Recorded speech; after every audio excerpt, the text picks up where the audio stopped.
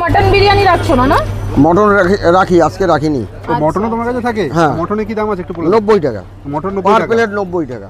আচ্ছা, চিকেন হচ্ছে 50 টাকা। 50 টাকা। আচ্ছা আচ্ছা। 50 টাকা একদম লং। আর পার্সেল নিয়ে গেলে কি কোনো দাম বাড়ে নাকি? হ্যাঁ? পার্সেল নিয়ে গেলে কেউ কোনো দাম বাড়ে না, সব একদম। খেলেও যা 50 টাকা, নিয়ে গেলেও 50 টাকা, আচ্ছা। একই দাম থাকে নিখিলদার। আচ্ছা আচ্ছা আচ্ছা। তো এটা কি এটা কত নম্বর হাঁড়ি গেল? এটা 4 নম্বর যাচ্ছে। এটা 4 নম্বর যাচ্ছে। আচ্ছা আচ্ছা আচ্ছা। তো একদম কিন্তু লং রেঞ্জ গরম গরম রাইস একদম। দেখতে পাচ্ছো, আর এই যে উপর দিয়ে কিন্তু চিকেন, আলু সমস্ত কিছুই রয়েছে। তো নিখিলদা, হ্যাঁ বলো। যেটা এখন সমস্ত জায়গায় একটা বিষয়, দাম যেহেতু 50 টাকা, হ্যাঁ। অনেকের প্রশ্ন হতে পারে চিকেন কি ইউজ করছে, ফুড কালার ইউজ করছে কিনা, সেই সব বিষয় কি বলবে?